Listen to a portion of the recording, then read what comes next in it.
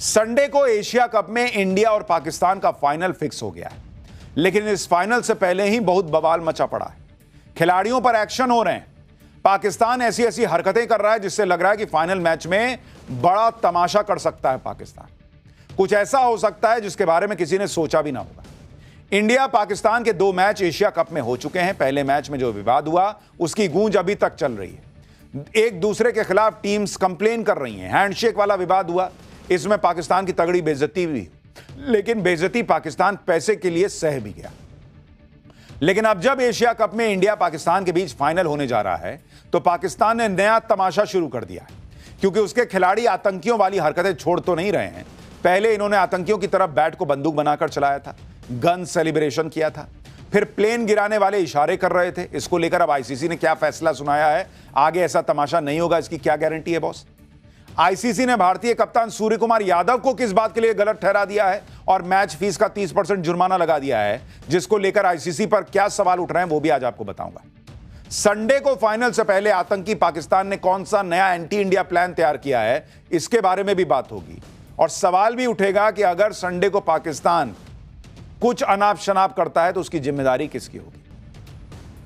कल जब पाकिस्तान ने एशिया कप में बांग्लादेश को हराया तब यह पक्का हो गया कि संडे को एशिया कप का जो फाइनल होगा उसमें भारत और पाकिस्तान की भिड़ंत होगी। पाकिस्तान की टीम 2 बार इसी एशिया कप में भारत से हार चुकी है, और हार भी क्या, भारत ने पाकिस्तान की टीम को धो डाला। लेकिन संडे को जो फाइनल होने जा रहा है, क्या उसमें पाकिस्तान किसी बड़े तमाशे की प्लानिंग कर रहा है क्या?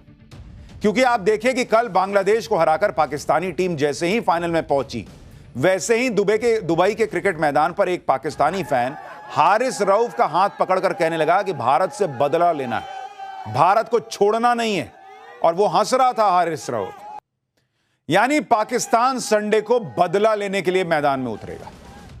पाकिस्तान के दिमाग में ऐसा कुछ चल रहा है कि कुछ ना कुछ ड्रामा तो करेगा ही, क्योंकि 2 हफ्ते में 2 बार भारत से हारकर पाकिस्तान वाले बेइज्जत हो चुके हैं।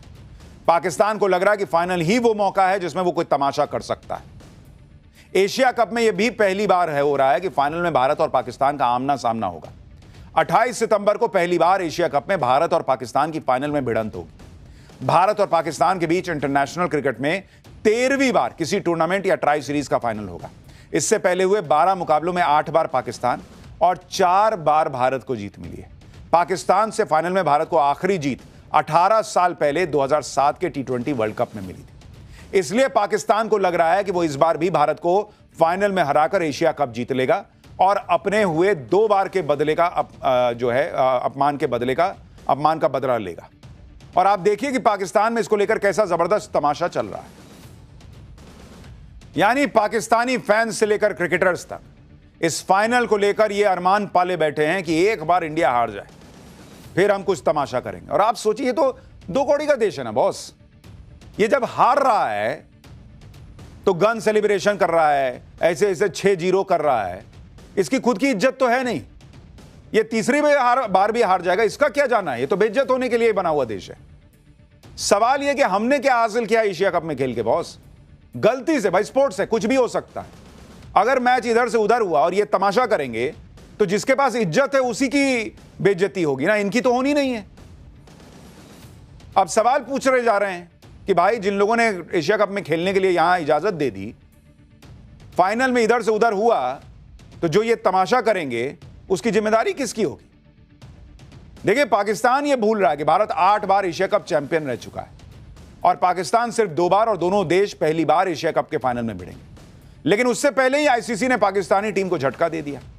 21 सितंबर को हुए मैच में साहिबजादा फरहान और हारिस रऊफ ने मैदान पर अपनी आतंकी सोच दिखाई थी। साहिबजादा ने बैट को बंदूक बनाकर फायरिंग का इशारा किया था। हारिस रऊफ ने हाथ से प्लेन गिराने का इशारा किया था। इस उकसावे वाले सेलिब्रेशन पर बीसीसीआई ने आईसीसी और मैच रेफरी एंडी पाइक्रॉफ्ट से शिकायत की। मैदान पर किए व्यवहार के लिए आईसीसी आचार संहिता के तहत लेवल 1 के अपराध का इन्हें दोषी पाया गया। आईसीसी ने दोनों खिलाड़ियों को खेल को बदनाम करने के लिए कड़ी फटकार लगाई।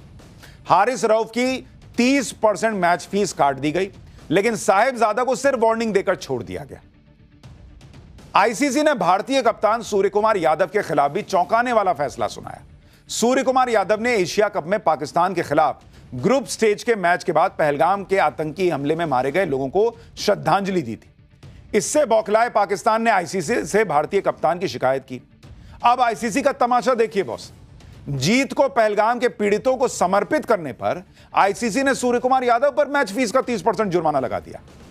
प्लेन गिराने का इशारा करने वाले हारिस रऊफ पर भी मैच फीस का 30% जुर्माना लगाया गया, जबकि बैट को बंदूक बनाकर दिखाने वाले साहिबजादा फरहान को कोई सजा ही नहीं मिली। सूर्य कुमार यादव जीत को डेडिकेट कर रहे हैं पीड़ितों को, तो आईसीसी कह रहा है कि तुम गलत किए हो, तुम पे 30% का फाइन लगेगा। और जो वो तमाशा कर रहा है आतंकी जैसा, उस पर भी 30% का फाइन। मतलब सूर्य कुमार यादव और ये दोनों बराबर हो गए आईसीसी की नजर में। ये क्या हिसाब हुआ बॉस? अब आईसीसी के फैसले पर सवाल उठ रहे हैं, क्योंकि मैदान पर बैट को बंदूक बनाकर गोली चलाने का इशारा करने वाला साहिबजादा मैच के बाद बड़ी ऐंठ में कह रहा था कि उसने जो करना था कर दिया, जिसे जो सोचना है सोचे। फिर भी आईसीसी वार्निंग देकर छोड़ दे रहा है। सजा से बचने के लिए साहिबजादा ने क्या किया, आपको यह भी बताता हूं। आईसीसी के सामने सुनवाई में साहिबजादा फरहान ने कहा कि उसने जो भी किया वो राजनीति से प्रेरित नहीं था, पहलगाम अटैक से उसका कोई संबंध नहीं था। साहिबजादा ने कहा कि मैं खैबर पख्तूनख्वा का रहने वाला हूं, वहां पर इस तरह का सेलिब्रेशन होता है, इसलिए मैंने ऐसा किया। उसने कहा कि यह उसका निजी जश्न था जो पठान संस्कृति का हिस्सा है। अपना बचाव करने के लिए साहिबजादा ने दलील दी कि एमएस धोनी और विराट कोहली ने भी जश्न के दौरान इसी तरह के गन जेस्चर का इस्तेमाल किया था। झूठ बोलकर और बहाने बनाकर साहिबजादा बच गया और अब एशिया कप फाइनल में आतंकी पाकिस्तान का एंटी इंडिया प्लान भी एक्टिव हो चुका है, जिसका खुलासा कैमरे के सामने बैठकर पाकिस्तानी एक्सपर्ट तक कर रहे हैं। ऐसी ऐसी धमकियां दे रहे हैं जैसे पाकिस्तान में बैठे आतंकवादी भारत को देते हैं। पाठशाला में अब अगली क्लास। 1965-1971 के युद्ध करगिल से लेकर बालाकोट तक हर बार पाकिस्तान की धज्जियां उड़ा देने वाले MiG-21 का रिटायरमेंट क्यों हुआ है? MiG-21 फाइटर जेट्स की विदाई पर उसके गौरवशाली इतिहास का वो चैप्टर जो आपको जरूर देखना चाहिए। आज का दिन भारतीय वायुसेना के लिए ऐतिहासिक दिन बन गया है। करीब 62 साल तक दुश्मनों के लिए खौफ का दूसरा नाम बन चुका MiG-21 फाइटर जेट आज रिटायर हो गया। यह भारतीय वायुसेना को वो घातक फाइटर जेट है जिसने दशकों तक देश की सुरक्षा का भार अपने विंग्स पर उठाए रखा। यह MiG-21 फाइटर जेट है जिसने 1965 के युद्ध में पाकिस्तान के आसमान में उड़ान भरी और पाकिस्तान को भारी नुकसान पहुंचाया, जिसने 1971 के युद्ध में पाकिस्तान की हार की स्क्रिप्ट लिखी। वो 14 दिसंबर 1971 को ढाका में गवर्नर के घर पर MiG-21 का ही सटीक हमला था, जिससे डरकर 16 दिसंबर को पाकिस्तान ने सरेंडर कर दिया था। 1999 की करगिल जंग में दुर्गम पहाड़ियों पर बैठे दुश्मन के ठिकानों को तबाह MiG-21 ने ही किया और पाकिस्तान को घुटने पर ला दिया था। 2019 में बालाकोट एयर स्ट्राइक में पाकिस्तान के चीथड़े उड़ा दिए गए थे और अपने सटीक निशाने से पाकिस्तान को अमेरिका से मिले F-16 फाइटर जेट को इसी MiG-21 ने मार गिराया था। आज भारत के इस गगनवीर को आखिरी विदाई दी गई। जिस चंडीगढ़ एयरबेस में MiG-21 की पहली स्क्वाड्रन बनी, उसी चंडीगढ़ एयरबेस में MiG-21 को फेयरवेल दिया गया। आज पाठशाला में भारतीय वायुसेना के योद्धा MiG-21 की विदाई की एक एक तस्वीर आपको दिखाऊंगा और MiG-21 का गौरवशाली इतिहास भी बताऊंगा। साथ ही उस स्वदेशी योद्धा की बात होगी जो MiG-21 की कमी महसूस नहीं होने देगा।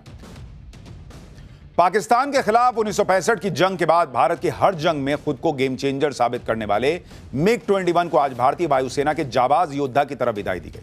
रक्षा मंत्री राजनाथ सिंह और तीनों सेनाओं के प्रमुख इस ऐतिहासिक पल का गवाह बने। चंडीगढ़ एयरबेस पर हुए भव्य विदाई समारोह में पैंथर्स नाम से जानी जाने वाली MiG-21 की 23वीं स्क्वाड्रन के MiG-21 फाइटर जेट्स ने आखिरी बार उड़ान भरी। ये देखिए आखिरी उड़ान की तस्वीर। एक साथ 2 MiG-21 फाइटर जेट्स ने टेक ऑफ किया।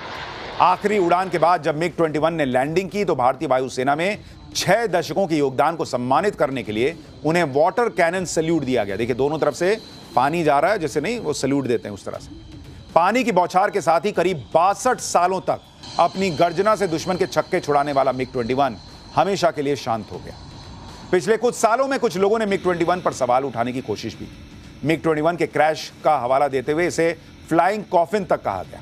लेकिन आज air chief marshal AP Singh ने खुद MiG-21 से सोलो उड़ान भरकर MiG-21 पर सवाल उठाने वालों की बोलती बंद कर दी। MiG-21 भारत की वायुसेना को मिलने वाला पहला सुपरसोनिक यानी आवाज की रफ्तार से भी तेज उड़ने वाला फाइटर जेट था।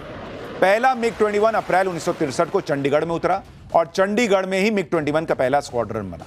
इसलिए चंडीगढ़ में भी भारत के इसी योद्धा को विदाई दी गई।